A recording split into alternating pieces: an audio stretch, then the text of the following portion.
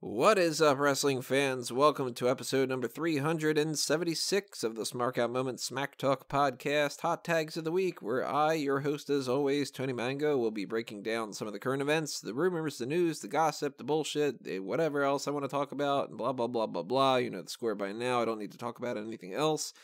Not a lot of things to run down. This is going to be a quicker one because I kind of just don't feel like doing this, to be perfectly honest. So, sorry, you're going to get more talk later on this week when we do our Elimination Chamber predictions. So, hit that subscribe button and do all the other kind of stuff that goes along with that. But we'll talk about that on the plugs.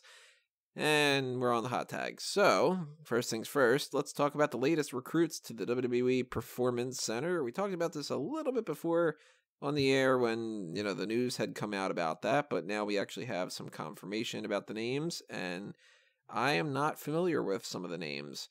I had mentioned before that Nick Camarado is somebody that I have worked with in the past through OTW, so he obviously is the one that I'm the most familiar with, and if, we decide to do something down the line where, we can get some kind of insider perspective from a bunch of the people that are around here that have been working with Nick in the past, then maybe we'll do some kind of a special, but I don't want to bury the guy and, really kind of make his start of his WWE career something bad or something, but, we'll see. Maybe we'll do something.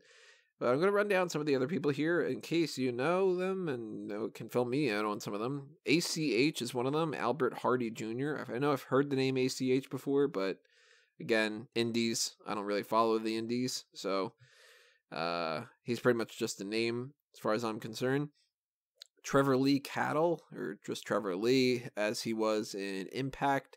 He's the dude that looks a little bit like a caveman, and people started hunting down his old Twitter account to try to find like anything that could be like offensive.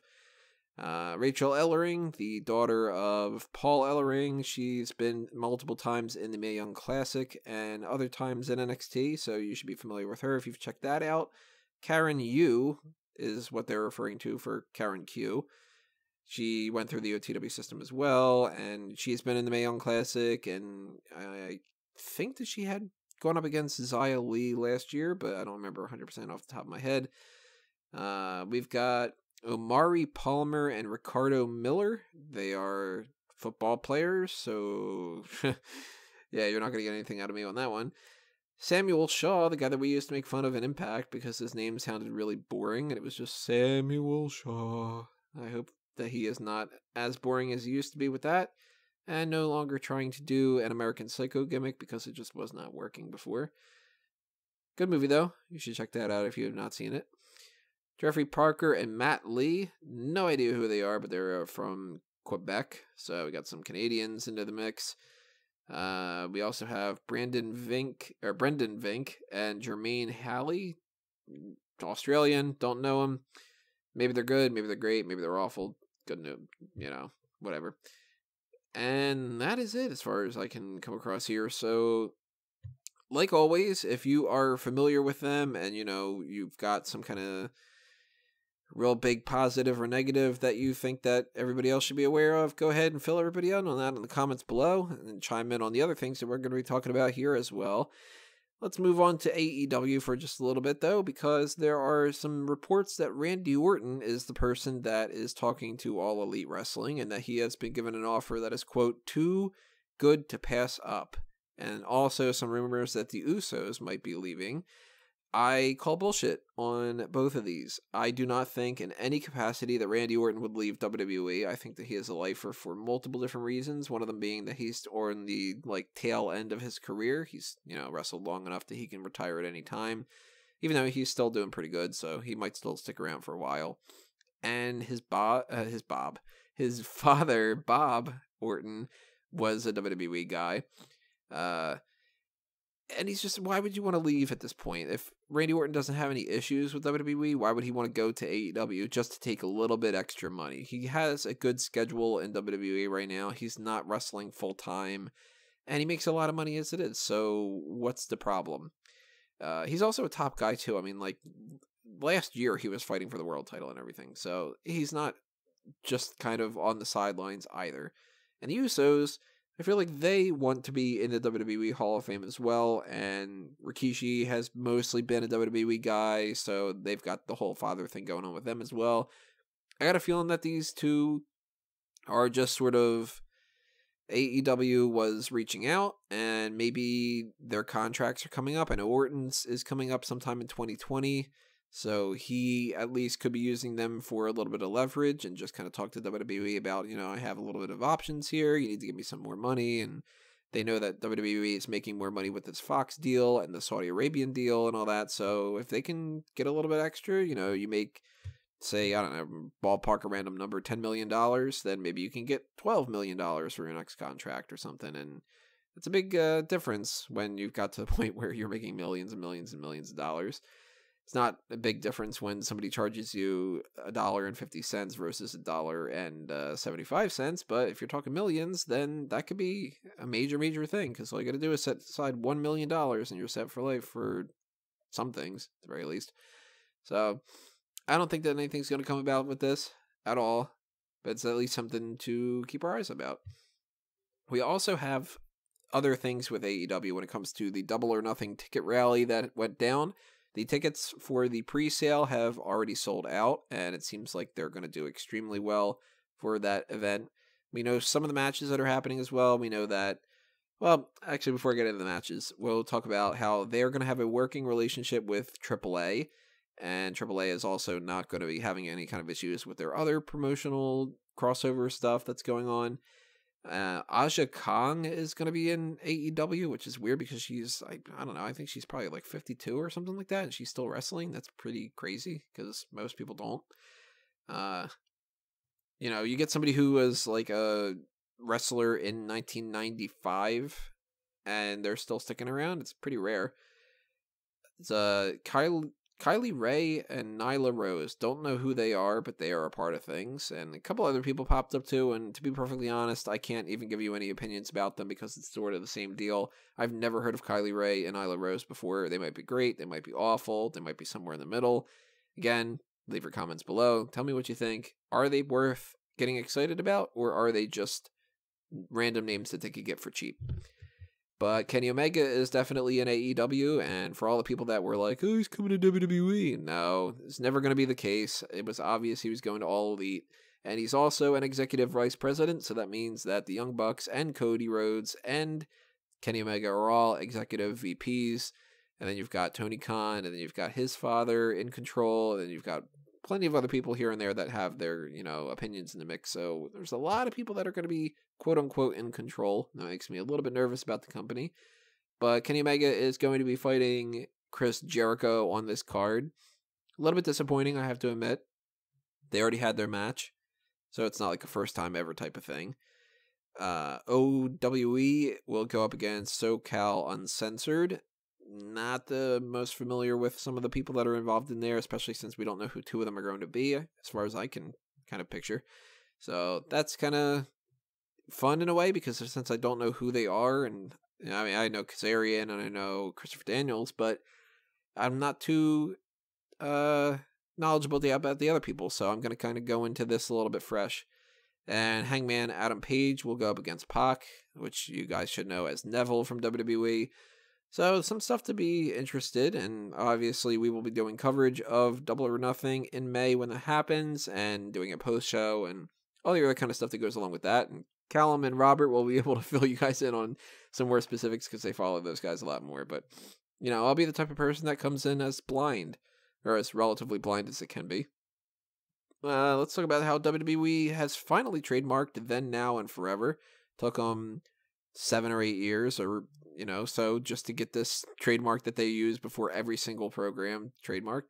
I have no idea why they took that long. It seems like a gross oversight, and somebody should get fired for it, but I'm not gonna call out names. Of course, I can't do that because I don't know who's responsible for that, but whatever. Trademarks are usually kind of interesting. This one's not particularly, because it's just something that we know exactly what it is. So it's not going to be a situation like the Revival, or when they did the whole double checking Starcade again and so on and so forth. But it is kind of interesting that they could let that slide. So if you have any ideas of trademarks that you think WWE has not covered yet, you might want to try to trademark it. And maybe they haven't done anything with the Lex Express or something from the 90s. You might win something, I don't know. Then again, I'm the guy that owned WWEnetwork.com for a little bit, and nothing came out of that, so we'll see. The Edge and Christian show that totally reeks of awesomeness totally sucked this week.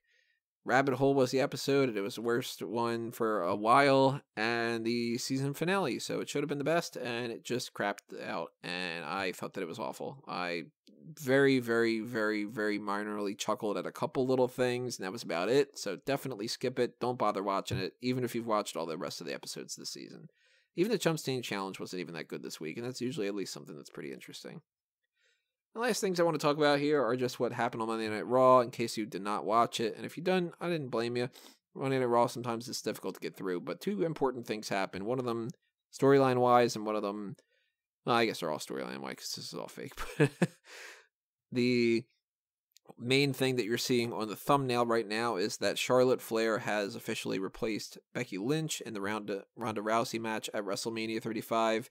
But this is a storyline, so obviously, they are not suspending Becky Lynch for 60 days and having her sit out until WrestleMania. Somewhere along the line, over the next couple of weeks, when we lead up to Fastlane, they're going to do something where Becky Lynch keeps popping up, or she might even do that on SmackDown tomorrow night, because I'm recording this a little bit after midnight. And, we'll have like a Becky Lynch versus Charlotte Flair match with the winner depending on the scenario. If Charlotte Flair wins, then Becky Lynch doesn't get a match, get added to the match, and if Becky Lynch wins, then it becomes a triple threat. They'll do something like that. Somewhere along the lines, Becky Lynch will get involved, it'll be a triple threat, and it'll go back to the exact same thing that we've been talking about for, I think, like 7 months now, so rest assured, Becky Lynch will be in that. The other thing is that the Revival finally won the Raw Tag Team Championship. It only took them about 19 tries over the course of 3 years. Just in the span of the past couple of months, they had a couple as well. So that goes to at least give a little bit more credence to the idea that they're trying to butter them up so that they don't leave for All Elite Wrestling. And if giving them the tag team titles is the way to go when it comes to that, then that might work. But at the same time, I got a feeling that this is going to be a temporary thing that they completely crap out on as well, because Raw and SmackDown both have tag team divisions that WWE never cares about. All they have to do is give them the tag titles, promise them that they're going to give them a featured spot at WrestleMania, and then not bother to set up anything ahead of time. And then next thing you know, it's going to be 3 weeks before WrestleMania, and we're not going to have any kind of a Raw Tag Team Championship match announced. So they're going to rush something. It's going to be put on the pre-show, and then it'll be like, well, things changed, and we just had to do what we had to do. Then after that, maybe the Revival signed another contract, and they got promised a bunch of things that they're not going to get for the next 2 years or 5 years or whatever the contract is for. Or maybe they realized ahead of time that that's the case, and they wait a little bit. But I don't think that much is going to come out of this. I think that the Revival are going to keep the championship going into WrestleMania, and they'll probably retain the titles there too. They're either going to drop them to the Authors of Pain, or it'll be some kind of a multi-tag team kind of deal. Them against Rude and Gable, them against Zack Ryder and Kurt Hawkins, AOP, whatever the case may be. I don't think it's worth getting too hyped about. As far as I'm aware, that is all the stuff that I can talk about, so I am just going to take care of the plugs here and remind everybody to leave your comments below and tell me what you thought about these topics, and to also subscribe on the YouTube channel and ring the bell for the notifications, because the next thing that's coming your way is going to be the Elimination Chamber predictions. That's going to be on Wednesday at some point, so stay tuned for that. We also have the Facebook and Twitter accounts, so follow us there at SmarkOutMoment. Go to smarkoutmoment.com for all the different material that we have on that site, including any kind of small packages that I might think of, or the other kind of articles like the weeklies. We've got fanboysanonymous.com for the superhero and movie and TV side of things, if I want to chime in on anything about that, like Week in Geek and movie reviews and such. Of course, obviously, check out everything on Fanboys too. If you want to support either of these brands or both, and you have a little bit of spare change you want to throw our way, do so through the Patreon for Smark Out Moment and the Patreon for Fanboys Anonymous. There are also Redbubble and TeePublic shops if you would like to pick up some merchandise. And I think that that's about it. So follow me all over the place and check out the stuff that I've got outside of my own websites, because I do write for Bleacher Report and eWrestling News and blah, blah, blah, blah, blah.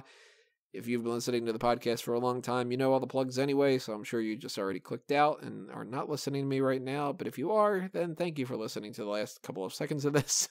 Thank you for all your support, for all the likes, the favorites, the shares, the follows, and blah, blah, blah, blah, blah, like that. Lots of blahs. I will talk to you next time, everybody. But for now, this has been another Smark Out moment, and I'm being counted out.